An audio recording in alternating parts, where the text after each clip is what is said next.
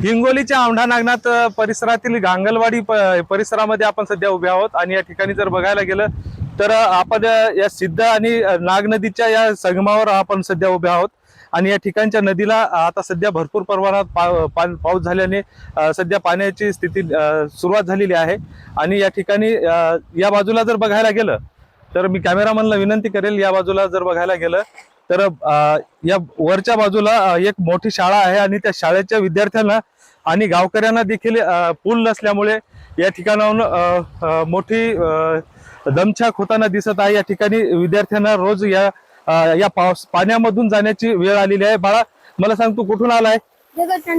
बर, रोज असंच पाण्यातून यावं लागते? हो सर। मग कसं? पाऊस लय पडलं की भीती वाटते येऊन जायची। बर, अजून आपल्या सोबत काही विद्यार्थी आहेत? बाळा, कुठून आलाय? गांगलवाडी। बरं, रोजच अशी परिस्थिती आहे पावसाची? रोजच परिस्थिती आहे। पाऊस जर खूप प्रमाणे पडला तर खूप मोठा पूर येतो, म्हणजे शाळेत जायचे वांदे होतात, आमचे अभ्यासक्रम बुडतोय। आता या नदीला पाणी आहे आणि पावसाळ्यामध्ये दमछाक होते, भरपूर पाणी येते, त्यावेळेस कसं अभ्यास होतो? अभ्यासाचं सर मग घरीच राहावं लागते, मग सरांना सुद्धा इकडे यायची अवघड परिस्थिती आहे। म्हणून आम्हाला इतकी शासनाची विनंती आहे की लवकरात लवकर इथं पूल बनवून टाका। या ठिकाणी विद्यार्थी शासनाला हात जोडून विनंती करतोय, मात्र शासन याकडे कधी बघणार आहे याकडे देखील बघावं लागेल। आपल्या सोबत अजून विद्यार्थिनी आहेत। ताई, मला सांग, कुठून आले तू? गांगलवाडी। बर, कसं या पाण्यातून रोजच जावं लागते, काय वाटते? हो सर, पाण्यातून रोजच जावं लागते, आम्हाला भीती पण वाटते अशा पाण्यातून जाण्यासाठी। बर, आज कमी पाणी आहे पण पाऊस झाल्याच्या नंतर भरपूर पाणी येते, मग? सर, भरपूर पाणी आल्यानंतर आमची शाळा बुडते, आमचा अभ्यासक्रम बुडते। बर, माझी इतकीच विनंती आहे शासनाला की आम्हाला ही पूल बनवून द्यावी। आता इथून दुसरे कोणत्या गावाला जावं लागते या रस्त्यातून? या रस्त्यातून डेगज, नंदगाव तांडा, जांभळी तांडा, सिद्धेश्वर तांडा, या असे अनेक गाव आहेत सर। या पाण्यामधून अनेक गावांना जावं लागते, मात्र सध्या या पूल नसल्यामुळे विद्यार्थ्यांची मोठी दमछाक होते। आपल्यासोबत अजून ताई, कुठून आली? मी दुगाळ तांडून।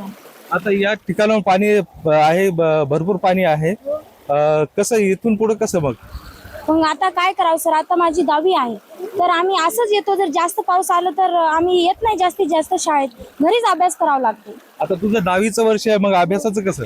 सर, आता कसं करावं सर? म्हणून आम्ही तेच लय चिखलातून पाण्यातून यावं लागते, म्हणून आमची शासनाला इतकी विनंती आहे की त्यांनी हा पूल लवकरात लवकर बनवून टाका। येथील लोकप्रतिनिधींना फक्त केवळ मताचं पडलंय, मात्र या ठिकाणी जर बघायला गेलं तर विद्यार्थ्यांची दमछाक होताना आपल्याला बघायला मिळते। ताई, कुठून आली तू? जांभळी तांडा। काय रोजच अशी परिस्थिती आहे? हो सर, रोजच आहे अशी परिस्थिती। आम्हाला दररोज खूप, आज तरी जास्त पाणी नाही, अशा खांद्यापारी झाल्या खूप पाणी असते, आम्हाला हे होते, जाण्या येण्याची चिखलातून हे होते सगळं, कोणी तर पडून सुद्धा जाते। आमच्या इथं लहान मुलं आहेत, ते पण खाली पडतात। मी आणि खूप मुली अशा आहेत ज्या 10वीला आहेत, मात्र थोडा जरी पाऊस पडला याला खूप पूर येतो। कमी पूर असला आमचे घरचे तरी आणून सोडतात, मात्र जास्त पूर असल्यावर काहीच करता येत नाही आणि त्याच्यामुळे आमची जास्त तर शाळा बुडते आणि शाळा बुडल्यामुळे मग दुसऱ्या दिवशी जरी गेलो त्या दिवशी समजत नाही काही, आणि ते समजण्यामध्ये खूप जाताना जर पाऊस तेवढ्यात आला शाळेतच अटकून राहावं लागतं आम्हाला।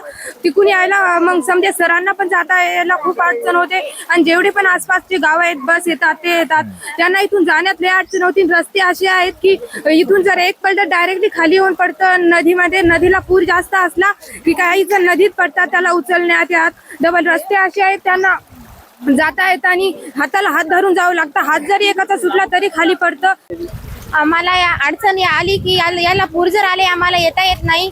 आम्ही इथं शाळेत जर आलो ना, पाणी जर खूप असलं, पूर जर आला तर आम्ही शाळेतच थांबतो। जर घरूनच येऊ लागलो तेव्हा जर पाणी जर खूप येऊ लागलं, खूप आला की आम्ही घरीच थांबतो। आमची 10वी आहे, 10वीची शाळा बुडतात, खूप अभ्यास प्रकरण बुडते आमचं, खूप हे करते। मी सरकारला इतकीच विनंती करते की पूल बांधून द्यावे, हीच आमची विनंती। येथील गावकऱ्याने अनेक वेळा पुलाची मागणी केली, मात्र अद्यापही या ठिकाणचा जो प्रश्न आहे तो मार्गी लागलेला नाही। एकीकडे शासन कोट्यावधी खर्च करतंय, येलदरी धरणावर अधिग्रहण नसताना देखील त्या ठिकाणी मोठा पुलाची निर्मिती केली, मात्र या ठिकाणी पूल नसल्यामुळे या परिसरातील नागरिकांना मोठा सामना या संकटाचा करावा लागतोय। गजानन पवार, LS मराठी, हिंगोली.